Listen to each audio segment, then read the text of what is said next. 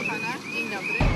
Panie, uprzejmie zapytujemy, kiedy pan minister opracuje normy zanieczyszczeń dla środowiska odnośnie zanieczyszczeń gazami? Można wyciągnąć Ustawa antydrogowa powstaje. za 3 lata, tak jak pan Ja obiecał. powiedziałem, że Could you please tell us what are your concerns? Pierwszy problem to jest koncentracja przemysłu szkodliwego dla środowiska, a więc przemysłowe fermy tuczu, zakłady utylizacyjne. Ja chcę czyste powietrze, żeby nie śmierdziało, żeby moja wnusia żyła w czystym powietrzu, zdrowo, tak? Żeby mogła żyć naprawdę zgodnie z przyrodą.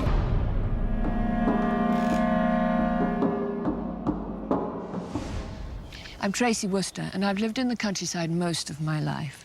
But whether it's in Britain or abroad, I've seen small family farms going bankrupt because of the arrival of giant factory farms. For years, I've campaigned against the destruction of rural livelihoods and to improve animal welfare. So these pigs have been foraging, getting rid of the bracken in a National Trust wood. This film is the story of my 4-year exploration into the global pig business. A journey which goes from the UK to the USA, South America, Poland and Romania to find out where and how pork is produced, who wins and who loses. But you'll be lucky to find any of this information on the label. Thick pork sausages. But you can look everywhere on the packet. There is no indication where it comes from. Though you can buy high welfare pork in some UK supermarkets, if you want to pay less for your high welfare pork while paying your farmer a fair price and keeping your money in the local economy, it's best to go to your local farmer's market. They know the quality of the product because we have a direct relationship with our customers. If they don't like what we sell them, they'll come back next week and tell us.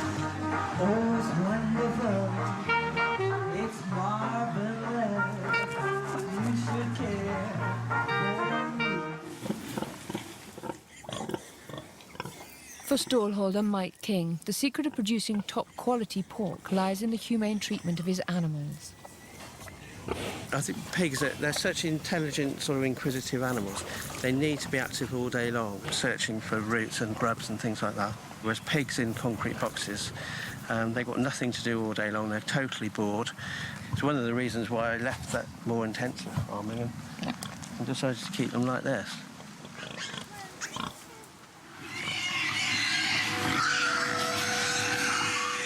The intensive farming Mike referred to was pioneered in America, and it's the way most supermarket pork is produced.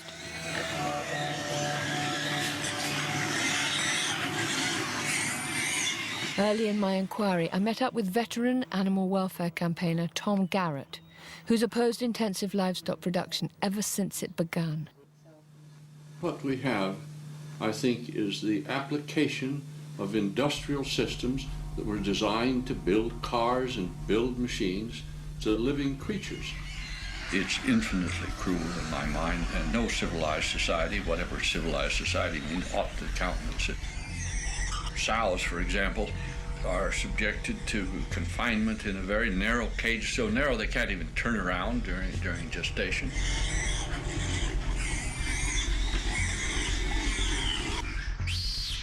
Workers in these installations cease to regard the animals even as alive, I think. They become habituated to cruelty, and eventually they become genuinely brutalized. I believe such cruelty happens when pigs are seen not as animals, but as an industrial raw material. But the more I've looked into industrial farming, the more I've come to believe that it's bad for our food, our health, and the livelihoods of rural communities. America's industrial pig farmers copied the chicken industry by cramming thousands of animals into a confined space. There are sometimes as many as 10,000 pigs in buildings like this, their waste dropping through a slatted floor. One of the workers I met told me what it was like working there. Y trabaja uno 12 días y descansa 2. Pues lo que me ha afectado son los ojos y luego pues a veces quiere dar vómito. Eso es todo lo que a mí me ha... Over the years, scientists have studied the effect of working in these installations and have found again and again that they can damage workers' health. One man who studied the scientific literature is Dr. David Wallinger. The risks that have been most studied are definitely the risk to people working inside the facility. And there is an extensive amount of science that really goes into some detail about how a pretty large percentage of the people working in these facilities, whether it's hogs or chickens, will come down with chronic sinus infections, asthma, bronchitis, and other respiratory diseases that are related to this mixture that they're breathing in. The problems with pig waste are not confined to those working in the farms. I met Rick Dove, former lawyer and Army colonel turned fisherman, who campaigns for clean water in North Carolina, where there are hundreds of factory pig farms. It's the way they get rid of their waste that's really most problematic. The hogs dump their feces and urine on the floor. It goes under the hog house out to a lagoon. I mean, there's no beautiful women in bathing suits by any of these lagoons. But it goes out to the lagoon and then they slop it on the fields. And then it runs off into these drain pipes they have underneath the fields. It runs off into the ditches and it goes right down to our streams, creeks, and rivers. And it's full of nitrogen. It's basically untreated waste. There are 10 million hogs in this small area. And see, those 10 million hogs are producing more fecal waste each and every day than 100 million people. The first thing to realize when you're talking about the gases that come out of a big confined swine operation is that it's really a toxic brew, that there's so many volatile gases mixed in with dust, bacteria, and antibiotics, and they're all mixed together in a very, very complex mixture of some 300 or even 400 different substances. So that's what one is exposing a neighbor or a family or a child to. During my research, I visited people who live near giant pig farms.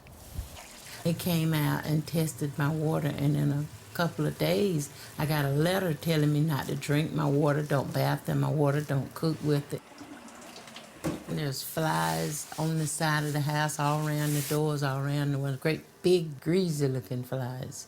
I have been to the allergy clinic for my allergies from this, trying to breathe.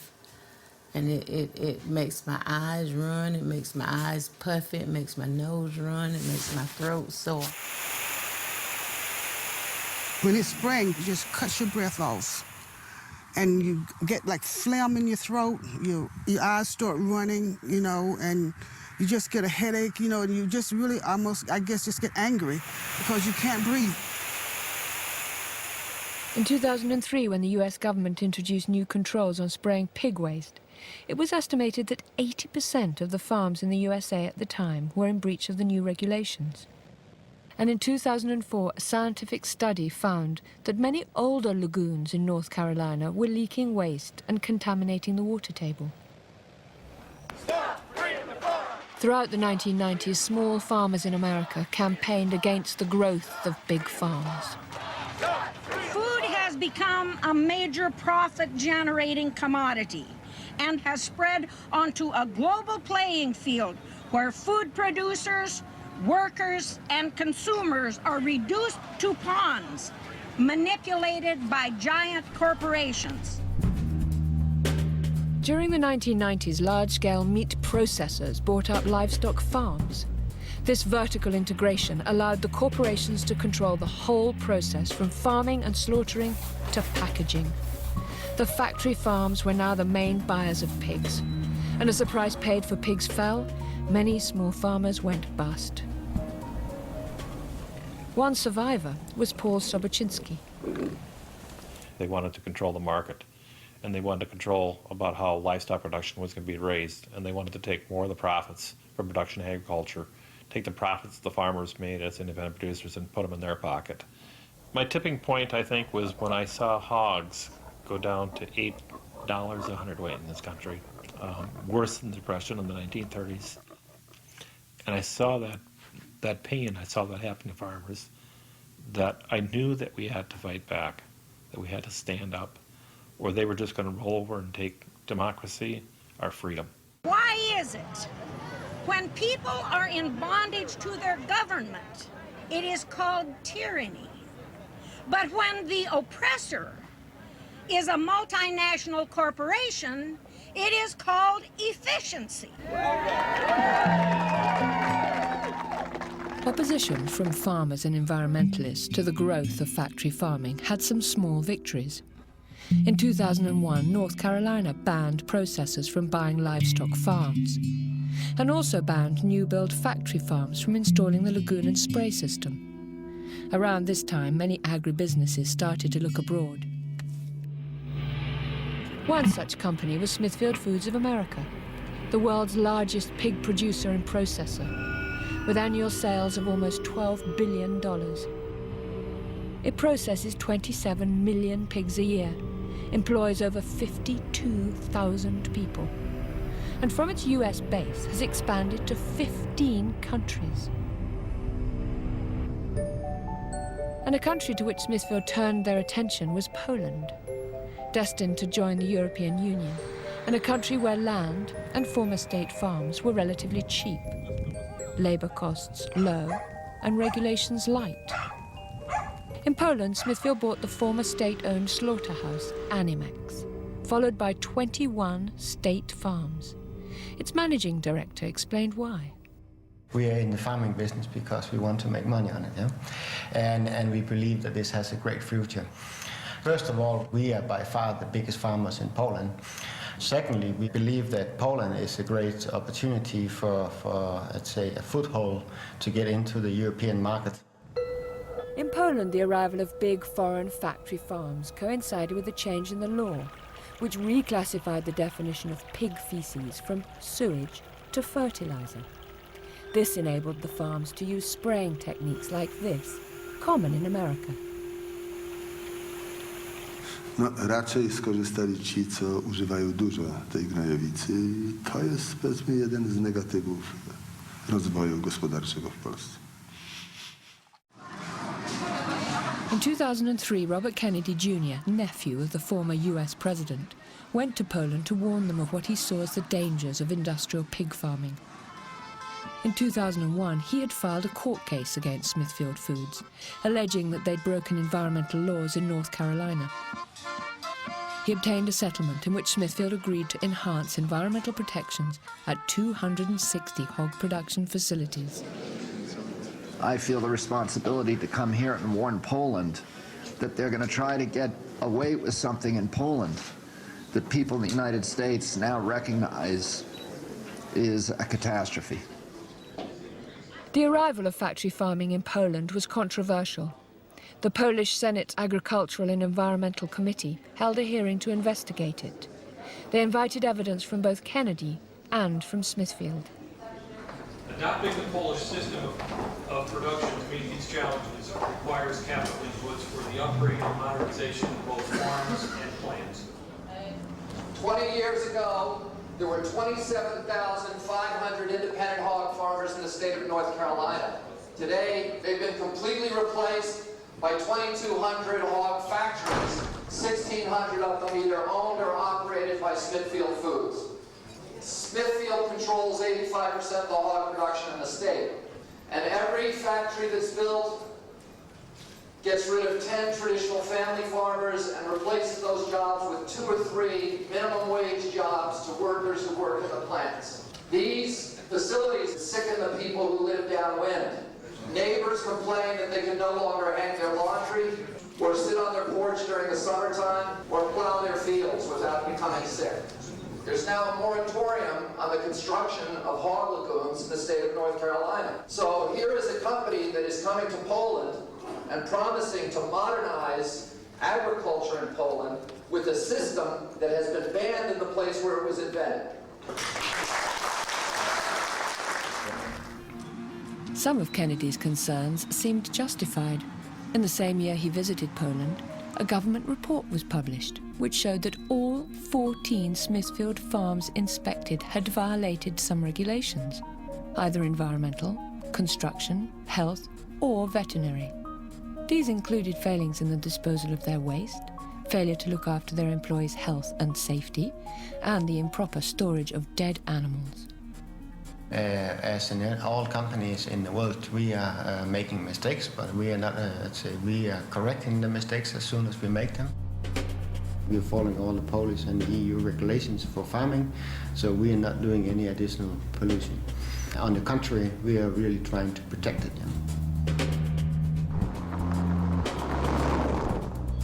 In 2004, I decided to go to Poland to see the impact of the new foreign factory farms and the lagoon and spray system on the Polish environment, rural life, and the quality of its food, which was destined for consumers all over Europe. I started in northwest Pomerania, where there are a large number of farms that used to be owned by the Polish state.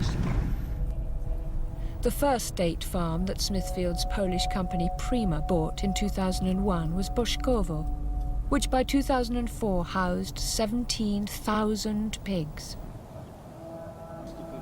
My guide, Marek Kreider, of the Polish Animal Welfare Institute, introduced me to one of the local residents. For many years before Smithfield arrived, they'd been complaining about their local groundwater, believing it to be contaminated. Sam zacząłem chorować, między innymi zacząłem chorować po spożyciu wody. Could you tell me what specifically is the illnesses that people are getting around here? No, z tego co ja wiem, no to są to przede wszystkim ze strony przewodu pokarmowego, żołądek, poza tym jakieś zmiany na skórze. Also near Boszkowo, I heard locals' claims of what had happened to children who had swum in the nearby lake. No takie normalnie po prostu takie jako odrzucenie czy coś takiego. Czerwone się robi, bo nic drapie się i to po prostu... Red skin, they got red skin. Nie ma tak jak było powiedzmy nawet 2 lata temu, gdzie się łowiło ryby i było zielsko, tak w tej chwili nie ma. Ryby nie tak mówię. Ona dosłownie dzień leży, za 2 godziny ona już jest nie do brania. Ona się po prostu rozchodzi. Śmierć ryba. I went to another village and heard about the smells. Here, another former state farm has been converted into a giant hog factory with 20,000 pigs on the fringes of a village. Każdy, kto przyjedzie, to się pyta, jak tu mieszkacie. To ja po chemii tak nie zwracam, jak ja teraz po tych zapachach zwracam. Locals weren't just concerned about the environmental impact of intensive pig farming. There was also resentment that people had lost control of their lives. Jak większość mieszkańców tutaj, myślimy o tym, żeby użytkować tą ziemię, ale sami, z korzyścią dla nas, dla innych mieszkańców i produkując przede wszystkim zdrową żywność. Niestety nie mamy takiej możliwości, ponieważ firma Prima sukcesywnie dzierżawi, wszystkie grunty dookoła tej miejscowości, właściwie w promieniu powiedzmy nawet 20 kilometrów. Nie, my się z tym nie zgadzamy i to jest nie do przyjęcia, bo to są typowe praktyki monopolistyczne. Czyli te ceny nagle spadły na żywiec, nie? Stopnia, że nikt krowy nie chowa ani świnie, a pole stoi utłoczone. Takie teraz rząd. To jeszcze my, to jeszcze, ale teraz te nasze dzieci, to nie wiem co będzie. What will happen with our children? Roboty nie ma nigdzie. No jobs. Wszystko bez robocie i te dzieci chodzą, muszą kraść. No, wszystko chodzi i roboty nie ma nigdzie. Zapowiada się taka bieda, że będzie złodziej na złodziejuje. Okay. By now I wanted to see inside one of the factory farms. One person and no camera. Okay, why don't you want the camera there?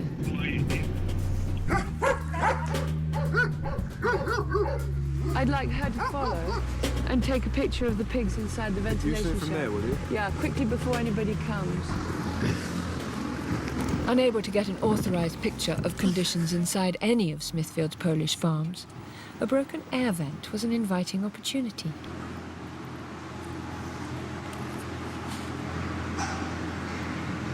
The hard, slatted floor deprives them of their instinctive rooting.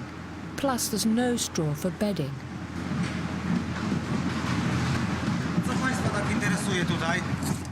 I think we should skedaddle. Shall I run with that? Where? Well, we don't want them to take our camera. Let's go. Let's leave. I wasn't allowed to film inside a farm, but I was granted an interview with the Smithfield manager, and I asked him what he thought of complaints from local people of illnesses from the farm's activities.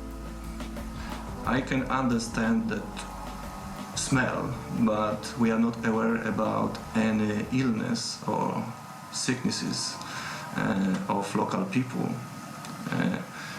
If this is harmful, probably our employees who work with pigs, they should be dead already. You can find people which appreciate that we operate in the region, and some they are not happy. Majority it is connected with the jobs. People who are employed, they are satisfied. Who are not, they are not. I asked a government official about the regulation of factory farms like Smithfield's. My kontrolujemy ten proces na bieżąco i zmierzamy do tego, aby uniemożliwić brutalny atak, że tak powiem, przemysłowego tuczu na nasze gospodarstwa rodzinne. Though I wasn't able to film inside a factory farm, after a tip-off, in 2005 an undercover team from Compassion in World Farming filmed at a Smithfield farm, showing what was in the stinking cesspit they called a lagoon. Is there a bigger stick? Take them out.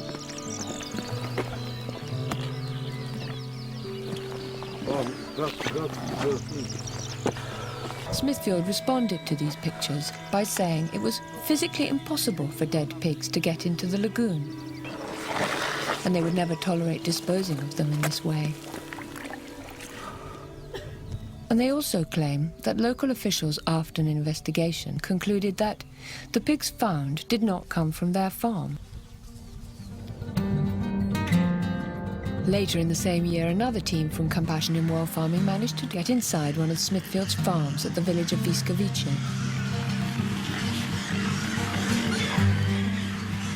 Pigs in factory farms are usually raised on bare slats, but even on straw they don't look healthy. Some really lame ones in there as well.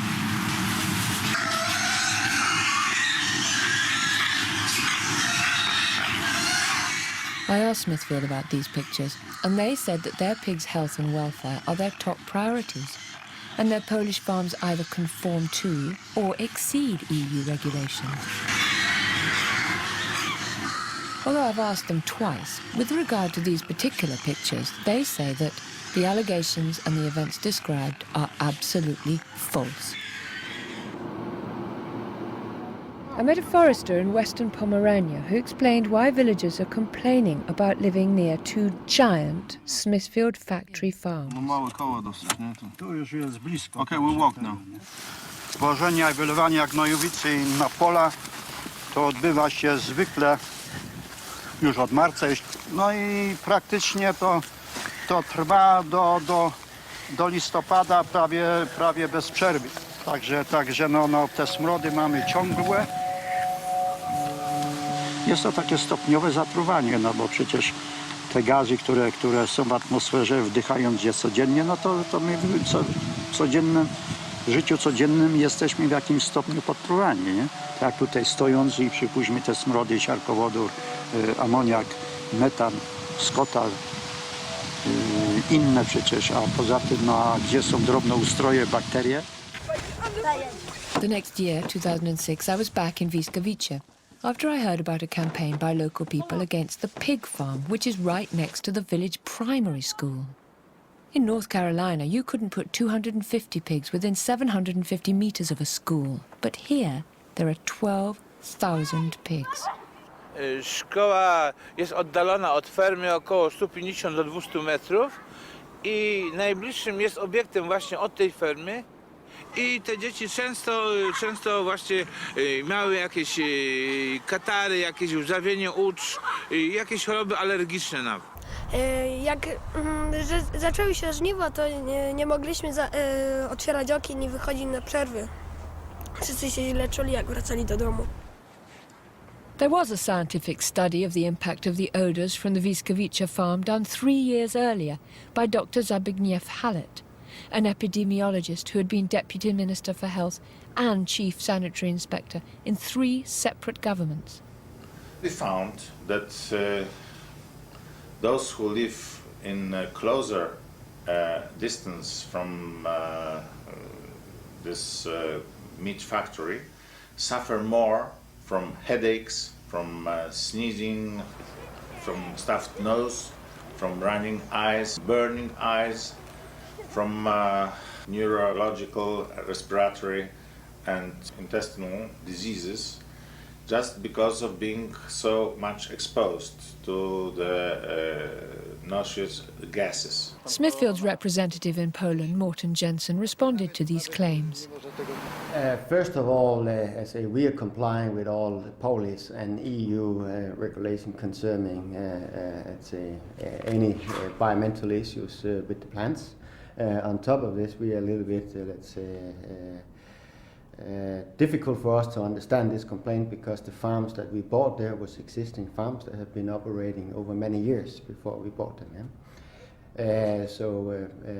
But if there is issues, we are definitely taking care of this, and we are, cooperating with the local authorities to solve those issues.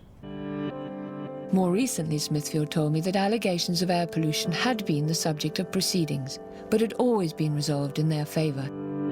No danger to residents' health had been found to be associated with their activities.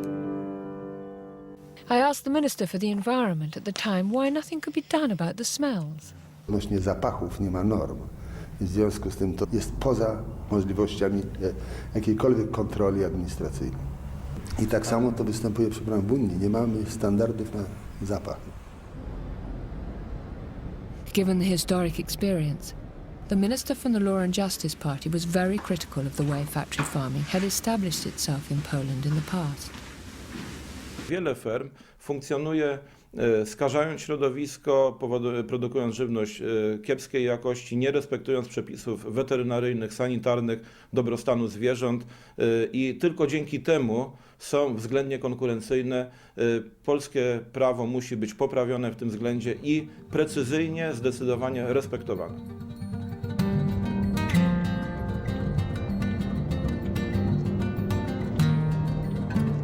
Every time I went to Poland, I was struck by its natural beauty.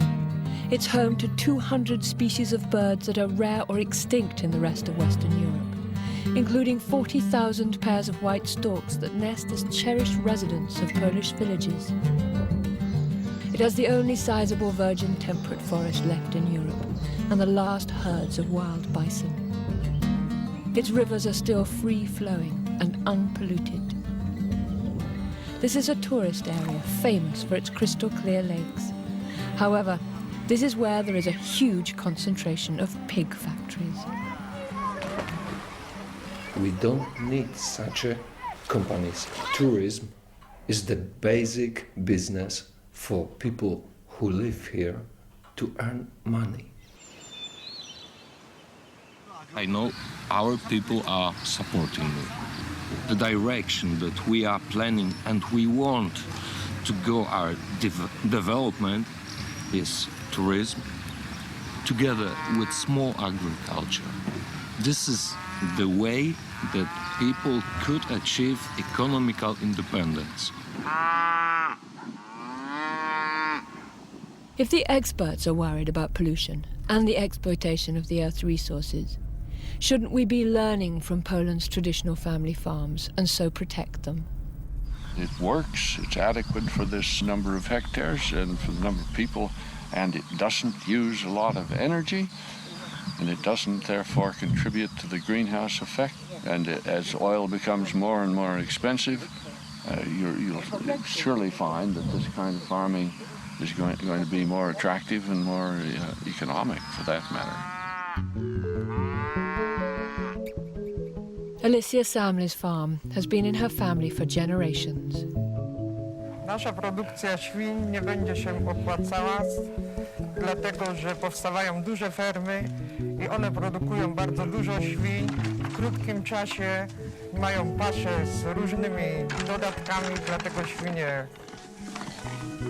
rosną krótko, nasze rosną pół roku i dlatego nie będzie się opłacać. Jak będą ceny spadać coraz niżej, to produkcja w ogóle nie będzie opłacalna. To właśnie się nie podoba, bo duże gospodarstwa mają im więcej hektarów, tym więcej dopłat. A lot of the European officials are saying that the Polish farmers are too small. They've only got 18 hectares. What's too small about that? They want to sweep them aside so larger operators can take over and everything will be eventually owned by the corporations, I think. And what do you think will happen to Poland as a result of that? If Poland's family farmers are exterminated, as it were, it will destroy Poland's culture and, as far as that goes, its soul.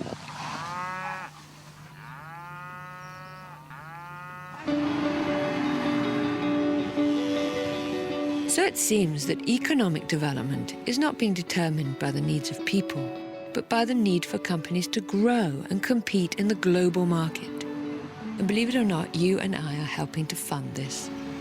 The European Bank for Reconstruction and Development, which is funded by governments, lent Smithfield $25 million to facilitate another $75 million from private banks. Smithfield benefited from a $100 million loan that was organized by the European Bank for Reconstruction Development. This is taxpayers' money that's being applied to the expansion of Smithfield. We have a mandate, and this mandate is to promote transition in the former communist countries. We are not driven only by financial profit, but because we are driven by trying to set the way, basically trying to have a catalyst effect. And in that way, bring along with us then the private banks. The whole mission of the European Bank has been to industrialize Central and Eastern European agriculture. No question about that, and that has the effect of pushing out small farmers and independent farmers, and also the effect of opening it up to take over by foreign corporations. Polish agriculture at the moment is not productive enough. Small farms are too small to be competitive. What would have happened if Smithfield would not have invested? I think for me this is the big question, the fundamental question. Probably that you would have the largest meat processor in Poland, being liquidated, disappearing. Would that be a good thing for the Polish farming industry or not? So the European Bank for Reconstruction and Development has government officials from 60 countries on its board. So it sets the development pattern. But for who? For you and I, the electorate, the consumer, or for giant corporations and the private banks that invest in them? I moim zdaniem to jest również przejaw pewnej nieuczciwej konkurencji w stosunkach międzynarodowych. Polscy rolnicy produkujący żywność znacznie wyższej jakości, lepsze, mają o wiele większe problemy i trudności z dostępem do łatwych, tanich kredytów na rozwój swoich gospodarstw, czyli tu konkurencja nie jest równoprawna. Śmiem twierdzić, że ta konkurencja jest konkurencją zaburzoną. I wanted to find out who's driving this economic ideology which promotes big business at the expense of small farms.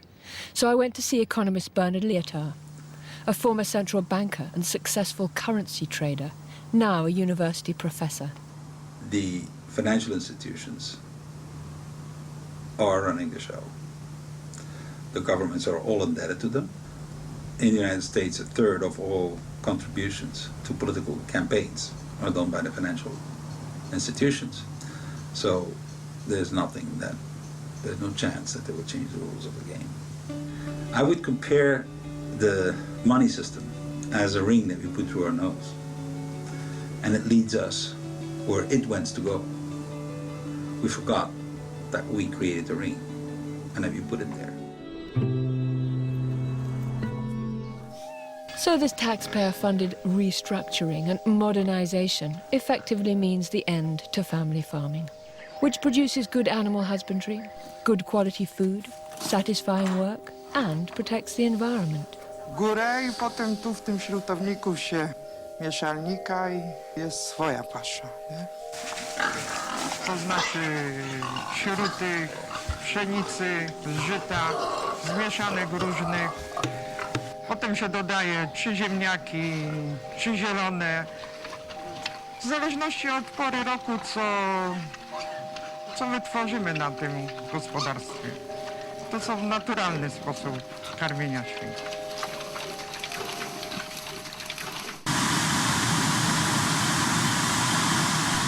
Unlike Alicia's homegrown food, industrial farming demands an industrial-scale production of animal feed.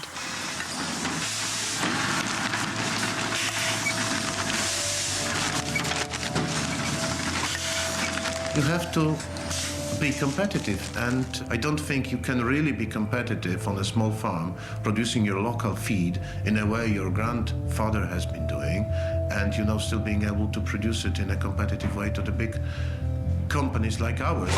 Cargill is one of the world's biggest suppliers of pig feed, one of the main ingredients of which is soya, and much of this comes from South America, including the Amazon rainforest.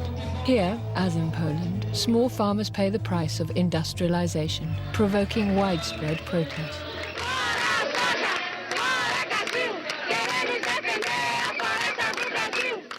Isso dá uma tristeza muito grande na gente, por saber que tudo aquilo que a gente gosta de conviver, até amar é uma palavra muito mais profunda, né? Mas que a gente gosta de conviver, está sendo destruído.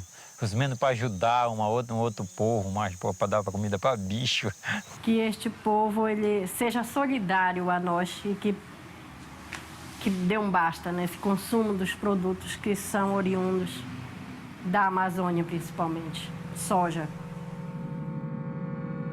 In 2006, following pressure from their customers in Europe and Greenpeace, Cargill and other key traders agreed not to purchase soya from newly deforested areas in the Amazon. But there's still over 1 million hectares of soya grown in the Amazon, depriving local people of land and exposing animal and plant life to pesticides. Back in Poland in 2006, at a conference to discuss sustainable economic development in the EU, I found villagers demonstrating against the health and social impacts of factory farming. Inside, I heard, yet again, about the thinking behind the shift from local communities to global economies. What is going to happen in rural areas in Poland, I can tell you that. There is the area of reforming the agricultural activities. And then there is the issue of what do we do with the people that eventually are being set free, because agriculture is getting more productive and people will not be able to work there anymore. So what we are trying to do is to develop alternative activities to help the rural areas to become, well, I'm not saying competitive, but to become economically viable. Chciałbym tą satysfakcję na rolnictwie robić. Tylko to jest, że tak nie ma opłacalności, nie? Ale te hale ci stoją. Zobacz, te hale ci stoją, widzisz tutaj, nie? To co oni tam robią? They're making parts for cars. Wow, I suppose that's development. Come on, boys, get off the land and get a job making car parts. The foreign retailers came to Poland in the early 90s and provided a growing market for industrially produced pork. Outside one supermarket, a disgruntled customer told me what he thought. O! Pakować. Nic w smaku. Tak jakby wszystko było na czymś robione. Stacje te chemikalia. Under the onslaught of big retailers, many farmers' markets and small shops have disappeared. But some are clinging on. Proszę bardzo. Klienci moi zapewniają mnie, że mięso moje jest bardzo dobre i w supermarkecie kupili raz czy dwa i skończyli już kupowanie z mięsem, bo mówią, że to niesmaczne, gumiaste mięso. Here in Poland, that people prefer meat from such a small farms. People know that I have to apologize for the word that I will use, but people knows that the meat from pig factories is bullshit. No moja przyszłość już z góry będzie stracona. Nie mam szans ich przebić cenowo, nie mam szans w ogóle nie za duże są, zjedzą nas po prostu. When I revisited Borislav's Grodzic, he explained how powerless he felt in the face of the advance of industrial agriculture. My nie mamy żadnego wpływu na to, że ta firma nam szkodzi. Nawet na dobrą sprawę nie mamy gdzie się poskarżyć, że ta firma robi nam krzywdę. No, a to wynika tylko z tego, że ta firma jest duża, że jest ogromna. Gdyby ona była mniejsza, pewnie jej wpływy byłyby mniejsze. Właśnie to bardzo dobrze to powiedział. To jest ta ogromna korporacja, która gdzieś tam przyjechała. Dla nas to jest dosłownie, to jest inwazja. No. To jest pająk, który siedzi na całej kuli ziemskiej. Widać, w jaki sposób, czym jest ta globalizacja. To jest coś ogromnego, które wysysa soki z tej ziemi, z ludzi. To jest taki ogromny pająk, pasożyt taki, który żeruje tutaj na nas. In 2008, Polish farmers were on the streets again. Będziemy żądali zamknięcia tych dużych ferm w Polsce, no i tego dzikiego importu. Oczywiście dzisiaj największym problemem w produkcji trzody chlewnej jest największa korporacja na świecie, jaką jest Smithfield, który przejął polski Animex w roku 99. 30% niżej cen kosztów produkcji dostajemy teraz. Czyli dokładamy z własnych kieszeni, żeby sprzedać, żeby utrzymać nasze rodziny, to musimy, nie wiem skąd, teraz musimy chyba jechać do Anglii albo do Irlandii, zarabiać, wszystko pozamykać. Nie wiem, czy pójdę na emeryturę, czy się powieszę, czy co zrobię, czy wyjadę. Polska późno, ale idzie po tak zwanym porozum do głowy i chce poprawić to, co zostało w Polsce źle przeprowadzone i zrealizowane. Dlatego wielkie koncerny uciekają do krajów, które mają ogromne problemy z bezrobociem, z biedą, z brakiem perspektyw rozwojowych, ale to nie jest żadna droga rozwoju. Rumunia będzie kiedyś gorzko płakała. Cheap imports from giant factory farms in Western Europe and Hungary were also flooding into Romania. So, to compete, Romania allowed Smithfield, with the help of subsidies from the EU, to buy the state-owned pig slaughterhouse and 33 factory farms previously known as Contim. Ministerul Agriculturii consideră că investiția firmei Smithfield în domeniul creșterii porcilor și a prelucrării cărnii de porc este binevenită. Ne dorim investitorii, chiar și investitori mari, în principalele obiective care revin Ministerului pentru anul următor sunt sprijinirea transformării gospodărilor țărănești în ferme cu caracter comercial, viabile pe piață, sprijinirea valorificării producției agricole prin măsuri de piață. Smithfield's expansion into Romania was described at the time by its vice president, Richard Paulson. He said, "It's been an uphill fight in Poland, and Romania is frankly a way for us to hedge our bets." In their scramble for profit, Smithfield opened farms without permits and were fined several times for breaking environmental regulations. Then, in 2007, an outbreak of swine fever on 3 of their farms led to the slaughter of over 40,000 of their pigs. In the resulting chaos, neighbouring villages were contaminated by an unbearable stench, and 11 of Smithfield's farms were discovered to be functioning without permits and were temporarily shut down. The president of the Romanian Veterinary Authority said, and I quote, "The swine fever broke out because Smithfield didn't respect biosecurity standards at a time when the virus was reported in the area." He added that the epidemic was the result of neglect by Smithfield. The outbreak cost Smithfield approximately $13 million, for which they claimed compensation from the Romanian government. At first, the government refused to compensate them. However, in 2009, the government increased Smithfield's subsidies by the same amount.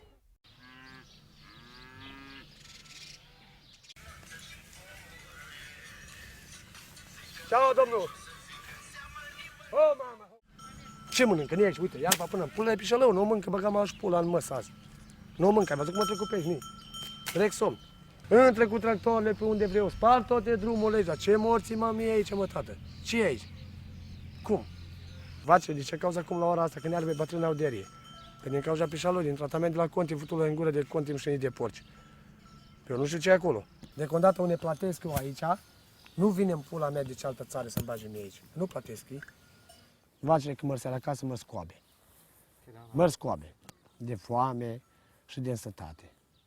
apa iară tot, Pișalău să ducem canale, apa asta e la fântână de unde dracu vine. Până nu dacă cu Pișalău, de aici am băut apă, dar acum mai poți bea? Tot în gură când îți bagi nasul, deci în fântână te intoxică. Nu ai Pișalău. Păi știi câte cisterne de Pișalău băgat aici? Aș pun la măsă la când vine câte 40-50 de cisterne pe zi. Și toată primăvara au zis. Toată primăvara au zis. Până ce le-am spus eu. Dar nu puteam anul trecut, că lucram în construcție aici la Tibi, la cumnatul la cășile alea, nu puteam. Când intra cu cisterne, de ce n-am luat aerul? Sufla vânt așa, când dădea cu Pișalău ala, salut. Te intoxica. Gândești că ești drogat.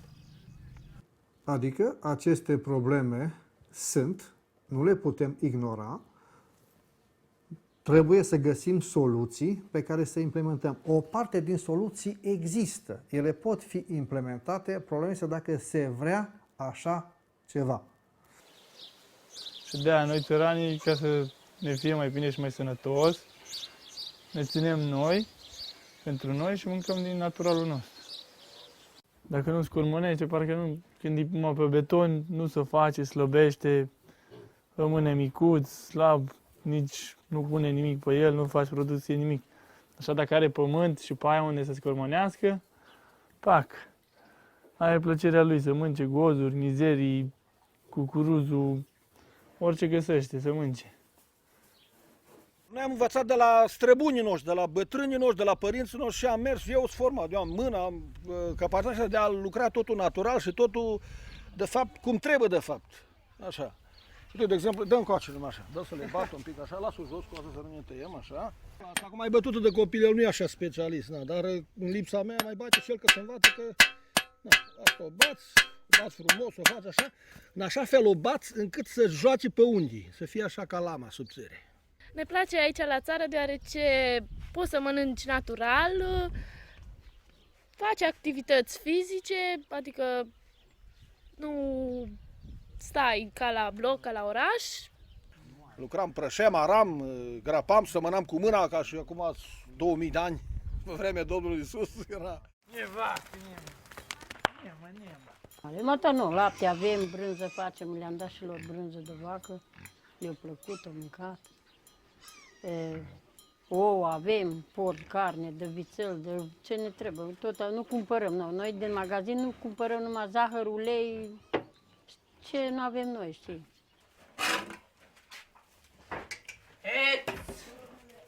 Nu afară! S-a închis că vin găinile. În bucătărie, în feluri de mâncări, fel și fel de mâncări facem. Nu-i grea viața la noi. Acum și avem castraveți, roșii, ardei, noi nu cumpărăm în sezon de vară. Bulionul facem noi, tot noi. Cartofi noi avem de la noi deja. Acum și avem fasole. De la Smithfield, așa am auzit noi, ori aruncat aici în ăsta, ori dat drumul la resturile alea de la porți, ori infectat apa. Ori. Au fost nu la poliție, la ăștia cu mediu, cu protecția mediului înconjurător, au fost și s-au făcut reclamații. Și de moment s-au luat măsuri și după aia nu s-au mai luat. Iar au poluat. Iar au dat drumul la mizeria aia de nou de la continuu. Și distruge fauna, bineînțeles, distruge păsări, distruge pești, tot ce e viu, propriu zis, infectează cu mizeria aia. Poate de multe ori ne certau părinții ca să nu mai venim să facem baie, dar noi tot, ne era drag, că nu era chiar așa murdară apa. După un timp am realizat că e chiar murdară și ne putem îmbolnăvi, să facem boli pe piel și nu mai prea am venit. Da, alții chiar s-au îmbolnăvit, au apărut multe pete pe ei, trebuie să meargă la doctor, să le dea tratamente și... The mayor responsible for Obad village wouldn't speak to us, so went to Chennai, another village suffering the effects of a neighbouring Smithfield factory. Acum a venit așa de vreo 3-4 ani. Cumpărat și acum ei au venit și au vreo, nu știu, 40-50.000 de porci aici. Miros, greu. Nu poți să lași un geam deschis, nu poți. Și dimineața și seara. Reclamăm sus la județ, la Timișoara, dar nimeni nu ia seama. Toată comună simte asta. Nu că alții vomitează, cum se spune. Alții care mai tare nu. Care mai slab, femeile mai ales. Miroasă, nu poți să stai. Altă dată poate nu, dar mereu miroasă și curge ochii, curge nasul, curge... Nu poți, trebuie să închizi geamul, spui.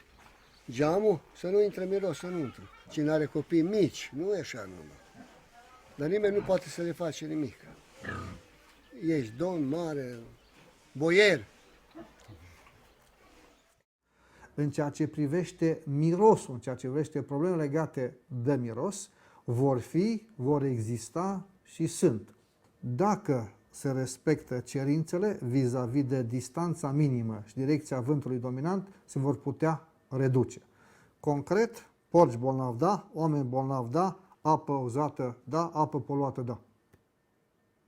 Aici e ferma Smithfield și aici stau eu, la 500 de metri. Și dincolo e biserica ortodoxă. Școala e tot vecin cu ferma Smithfield, nu se pot aerisi în clase, e foarte toxic, nu poate să învețe cum trebuie, se îmbolnăvesc de plămâni, de mirosul ăsta împuțit. Ei susțin că nu e miros, nu e toxic mediu, nu e toxic apa, nu nimic, dar în schimb e foarte împuțit. Nu poți aerisi în locuințe. Tot satul se plânge de mirosul ăsta împuțit, dar n-are curaj nimeni să vorbească nimic, că le frică că li se întâmplă ceva și vin de la Smithfield și le spune trebuie să vă vinde satul să ne cumpărați pe noi. Că ăsta au fost lozinca unui director. Când a venit să dea agenți la copii, că zice, noi vă dăm cum puteți să spuneți ca să ieșim. Asta am auzit și eu când profesorii i-au luat. Că ce ne duce genți, mai bine să se mute cu firma de aici. Dar când ți se spune așa ceva, ce să mai zici? N-ai cui să spui. Și atunci, sigur că nu că nu ne convine nouă, nu convine la niciunul, să nu poți lăsa o haină afară. Dacă noi spălăm și plecăm undeva, trebuie să venim să le luăm din nou să spălăm hainele. Cui ar conveni lucrul ăsta? Tot satul știe, tot satul vorbește, dar le frică că ei s-au de mai mers pe undeva și atunci le frică. Dar eu vă spun că sunt și bătrână și nu are ce să-mi facă. Aici funcționează. E clar că după norme și standarde ar fi trebuit să fie la o distanță, cel puțin 500 de metri de o cale de acces, de un drum, de o cale ferată și la 1000 de metri de orice așezare. Pentru că la un moment dat în Consiliul Local li s-a refuzat acordarea funcționării. Dar consultând un jurist, ne-au spus, nu aveți niciun drept să-i opriți. Ei corespund după toate normele și standardele. Asta e, ferma e de tip vechi, așa moștenit-o e mult mai aproape de sat decât ar fi trebuit, după noile standarde. Așa că le-au dat voie să funcționeze. Și a aruncat acolo pișolău, la noi în spate. Deci fix cum e casa mea în spate. E bega și în spate, acolo a aruncat pișolău. Deci și s-a aruncat și porci morți acolo în bega. Îi aruncă aici pe izlas. Uite că am făcut să meargă. Deci, uita, mărtăciuni, aruncă de toate. Am făcut să meargă. Urina le aruncă. Peste tot, deci nu poți să stai noapte în casă. Dezastru în România. Da. Dezastru.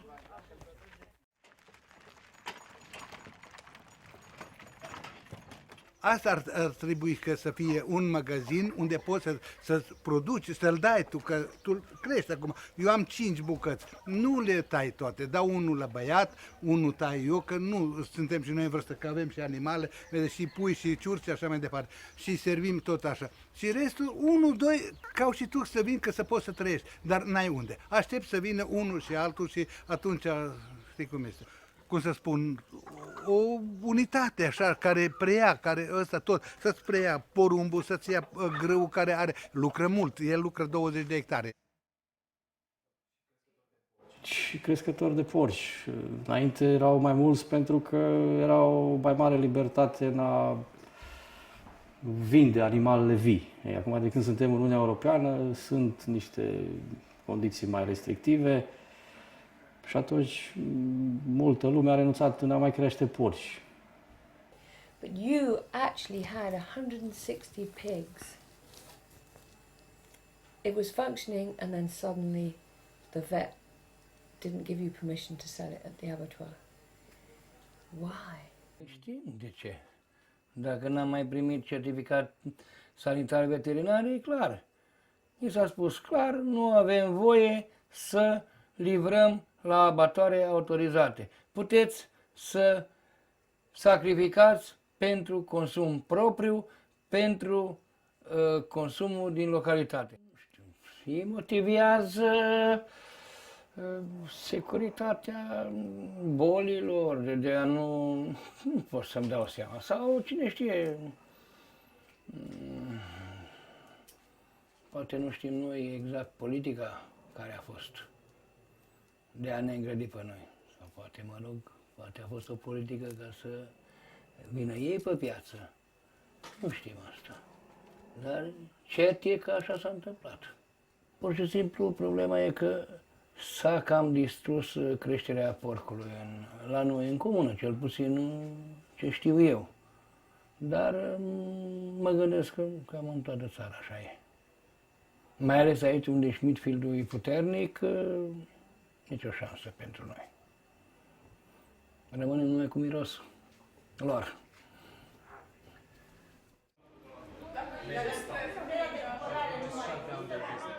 Păi ca să vii să stai aici o zi întreagă nu-i prea plăcut. Normal că am vrea să fie niște mici puncte de colectare a produselor lactate, să dai brânza, să-ți o verifice, deci nu e nicio problemă asta și la fel și porcul, bineînțeles. Să vină cum era înainte. Acum nu mai, se duce la unguri, se aduce carcasă. Care nu mai este bună noastră în România. Și gata, cu totul că noastră e mai bună. E mult mai bună, dar nu știu, cred că politic sau nu știu. Nu putem ști, nu ne-a spus nimeni, nu ne-a dat niciun răspuns. Schimbarea trebuie să se schimbe cum a fost odată. România a fost o țară foarte bogată și să știe asta.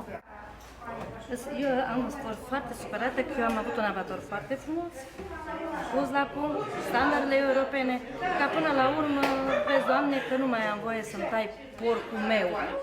Firmele, pentru că acum asta este greu la noi în țară, pentru că până nu a venit acum legea Uniunii Europene, foarte multe abatoare la noi private, mici, abatoare mici, s-au fost închise, s-au desfințat. S-au desfințat pentru că n-au primit autorizație de mediu, n-au primit anumite autorizații și au fost tot timpul controle pe ei, amendat și au dat faliment. Pentru că acolo, la acești abatoare astea mici, private care au fost, acolo țăranul își vindea și el produsul. Tineretul din ziua de astăzi, care nu și-ar fi făcut o mică fermă? Toți și-ar fi făcut, că sunt tineri, săraci care poate nu mai sunt șomeri. Și-ar fi făcut, și-ar fi luat 2-3 băcuțe, și-ar fi investit, ar fi luat niște pământ. Nu.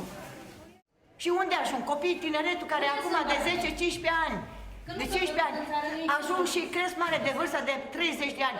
Unde vor lucra? Ce vor face? Vor fi slugi la străini? Mergi în străinătate și muncești și nu-ți dă salariu sau nu-ți dă și muncești de ce pleacă toți oamenii inteligenți? Oamenii cu studii, oamenii cu facultăți pleacă dincolo. În loc să-i ținem aici, să dezvoltăm țara asta, că e frumoasă, avem o climă extraordinară, un peisaj frumos.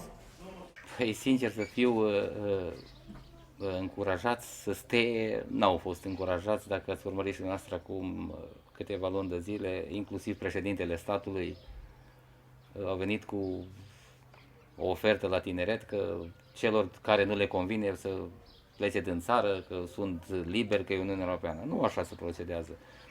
Ar trebui pe orice cale ca guvernul și mai ales președintele statului să încurajeze, să atragă și cei care sunt plecați dincolo. De-aia eu spun că ar trebui și s-ar întoarce. Dacă ar pune bază, eu spun că cea mai mare bază, dacă s-ar pune la noi în România pe agricultură și să-i ajute pe cei care vor să se implice în agricultură, eu vă spun că ar veni foarte mulți înapoi în România. Dacă guvernele astea puternice ale lumii chiar vor să sprijine micii producători, asta ar fi calea să stimuleze producția tradițională prin politica prețurilor. Deci produsul tradițional să fie mai scump pentru că producerea lui costă mai mult. Să nu folosești antibiotice, să nu folosești pesticide, Atunci intervine munca fizică, să întreții o cultură de plante, să crești un animal mult mai atent, să îi dai furaje fără niciun fel de aditivi. Clar, crește mai greu, crește tradițional și atunci și normal că marfa vândută trebuie să fie mai scumpă. Cei mai tari sunt americanii, în orice. Asta e. Nu numai în domeniul creșterii porcului. Asta e. Când au vrut să falimenteze undeva ceva, au făcut-o, indiferent cum. Ca ulterior să vină ei. Ce putem face? Dați-le o soluție sau un sfat, că răzvrătire din asta sporadică și de mică amploare aici și acolo, nu. Unfortunately, factory farms are only part of the problem. Giant foreign-owned supermarkets only buy from the very cheapest source, i.e. the most intensive farms abroad and in Romania. Not many humanely raised pork products from Romanian family farms are sold in supermarkets, a fact that's concealed from the consumer by the absence of information on the label, describing how or where the pork is produced. Campo Frio, that's owned by Smithfield. Again, it doesn't say how it's been raised. God, that looks disgusting.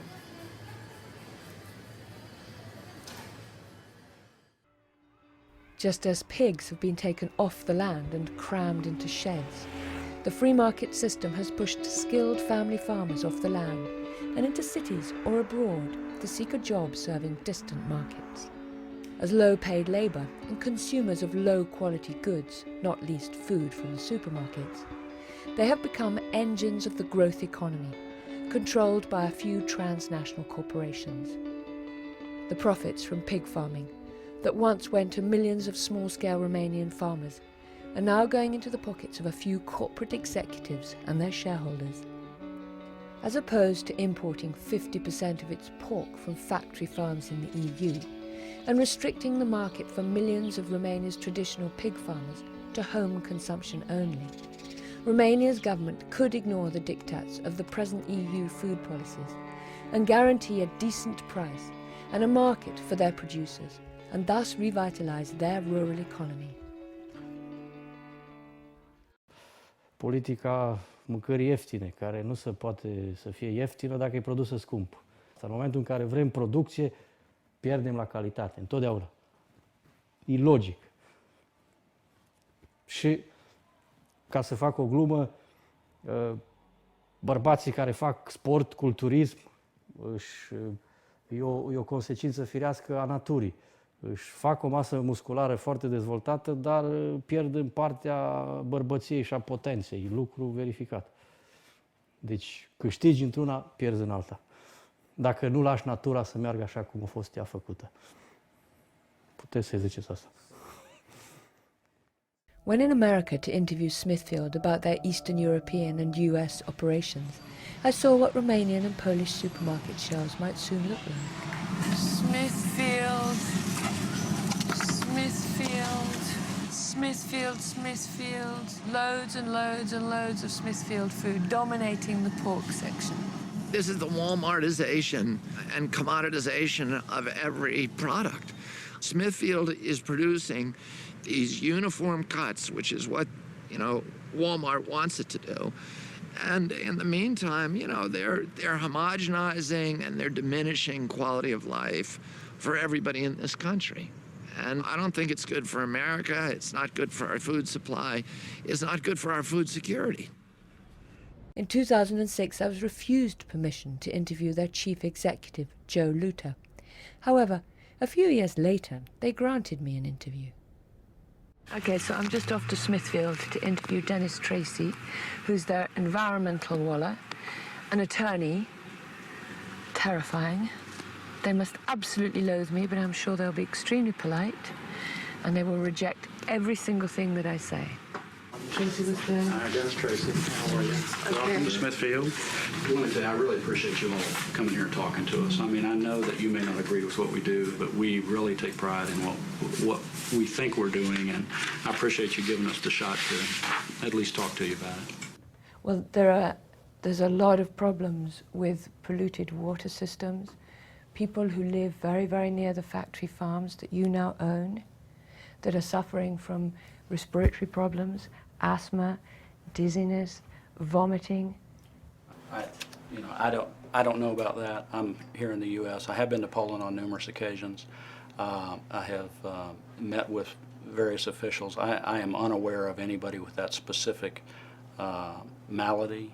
I'm sure you can find someone who believes that they are harmed by most anything, and I don't disparage them.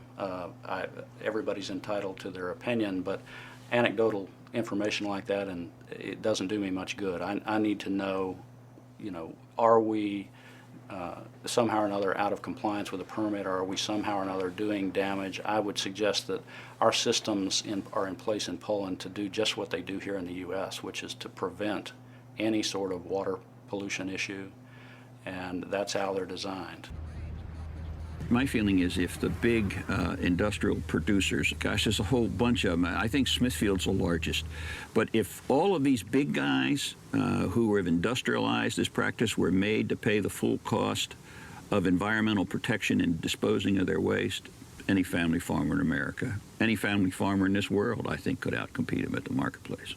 The destruction of the small farm wasn't casual, it's systematic. It is the intention, it's the way that they make money, it's the design of this industry. Once a company owns both the slaughterhouse and some of the farms, it destroys the capacity of the farmers to organize and to form those cooperatives. And ultimately, it's the end of the independence of farmers. And they're no longer what we call farmers in this country, they're what they call serfs in Europe. They are no longer in control of their own lives. In my experience, people would like to have pork that has had as humane life as possible, from small farmers sustaining rural livelihoods, lively in country economy. I think the common misconception that a lot of folks have is that companies like Smithfield go into our conference room and have a big discussion about how we're going to dominate the market and run people out of business and then sell our wares to the marketplace, and that just isn't so. We are responding to what our customers ask for, which is large quantities of meat products in a very short period of time, and they want it in a particular cut in a particular fashion. You're talking about the retail outlets, that's your customer. Yes, not the consumer. No, I'm talking about the customer, either the grocery store or the restaurant, whoever it may be. Smithfield is one of the biggest food companies in America, and like many big companies is a regular contributor to politicians in the states where it operates. You said that you're not trying to interfere with politics. And yet, you seem to give a lot of money to politicians who support your position. And they've changed the law to suit the pig industry's position. Political contributions are not common. They are the way of life in American government. It's part of the American system, which is know your representative, make sure your representative knows not only you and your family, but your company and your business, so that as they make decisions, they're aware of the impact of the decisions they're making may have on that company or that community or that person. I think it would be, if you ask any politician here whether they have been purchased by Smithfield Foods, their answer would be no. One of the few members of Congress whose positions are not tainted by the influence of corporate money is Dennis Kucinich. The problem with the American democratic system at the moment is that there's overwhelming corporate influence. It influences almost every decision made in Washington. It influences that we have continuing war. It influences that Wall Street has extraordinary sway in Washington. It influences our energy policy, our tax policies. And only a constitutional amendment that would ban private money in public elections would save the country from drifting towards a type of fascism that is being visited upon us by large corporations who want government all to themselves.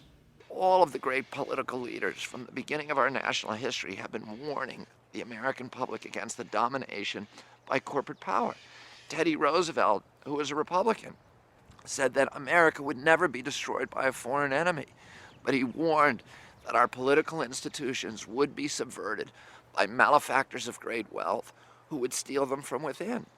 Abraham Lincoln, the greatest Republican in American history, said during the height of the Civil War, I have the South in front of me, and I have the bankers behind me, and for my country, I fear the bankers more.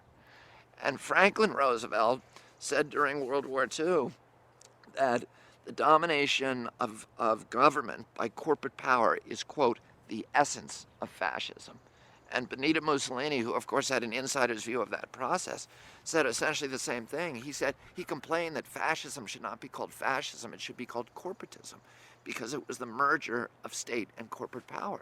And I don't think that corporations running the government of the United States of America has anything to do with American traditions. I don't call it the American way. The arrival of corporate power in agriculture in the UK has pushed farmers off the land and onto the streets. Several times over the last few years, pig farmers from across the country besieged Downing Street. We already know in this country we've lost 40% of the herd in the last 10 years. And I think if this continues and we don't get support, particularly from the supermarkets, then we're going to see another drop of equal proportions, maybe more. As our production's gone down, imports have gone up. And we know from all the work that we've done that 70% of those imports would be illegal to produce in the UK on the grounds of animal welfare.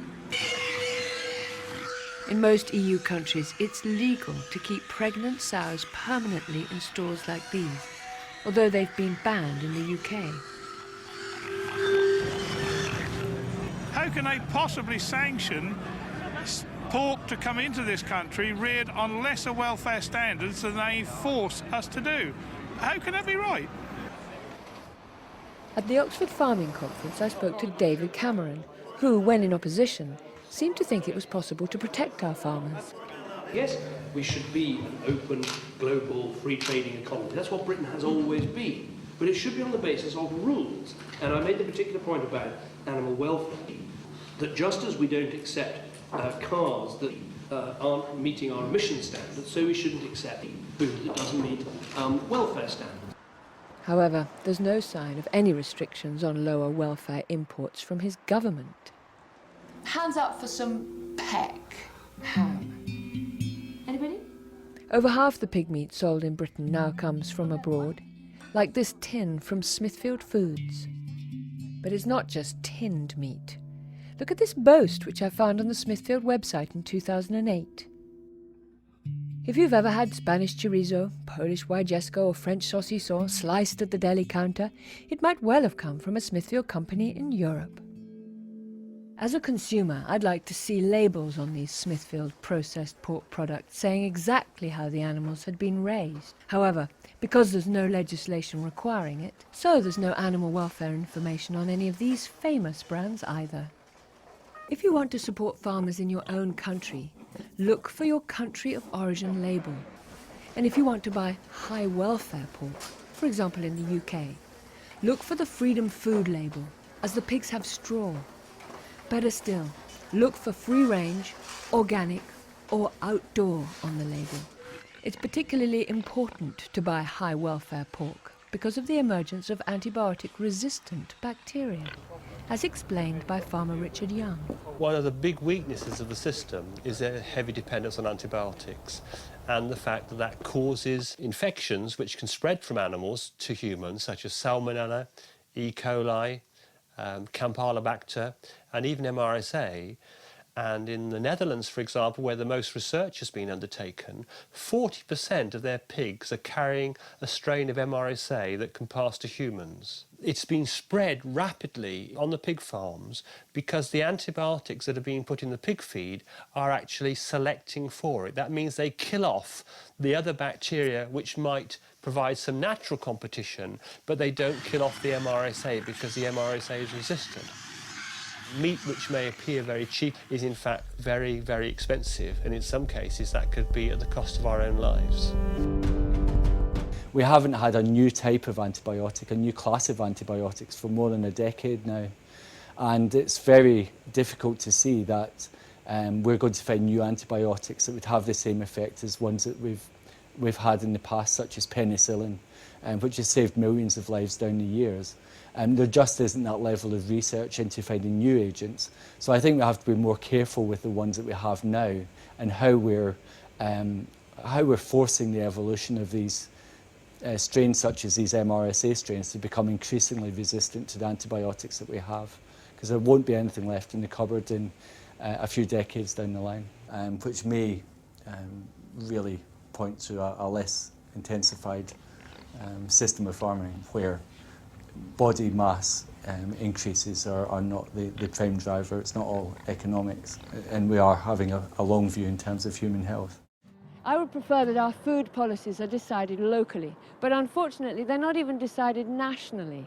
They're decided in the European Parliament here by our MEPs. But it is possible to change our food system by informed consumer choices and by supporting the politicians who are looking for more local production for local consumption. One such MEP is José Bové, once a farmer himself and spokesman for Via Campesina, which represents 150 small-scale farmers' organisations from 70 countries.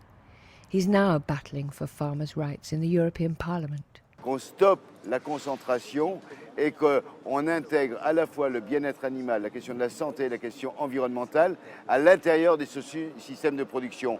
Si cela est intégré dans le système de production, ce type d'ateliers gigantesques industriels ne pourront pas continuer. Donc il faudra interdire de manière claire l'élevage industriel concentrationnaire à l'intérieur de l'Europe. Part of the puzzle is that people buy locally. That is a very potent form of activism, to say to the Walmarts of the world, we're not going to buy from you. We're going to buy in the local farmers market. You also need to sue the polluters. You need to demand your government enforce the law against them. You need to pass legislation that makes it very clear that they can't come into your communities and displace, the traditions and the values that your country holds dear. And all of us, we had an American Revolution in this country to create democracy. We need a new American Revolution in this country now to fight against the corporate feudalism that we are now dealing with, that is embodied so much by this industry, that is eroding everything and subverting everything that we care about in our democracy. The consumer ultimately has the power. They can say whether they buy cheap pork, that they don't care where it's produced or how it's produced or the quality of it. Ultimately, if the consumer refuses to buy that and prefers to buy meat which is a high welfare standard, produced in an environmentally sensitive way, then we'll be on to a winner,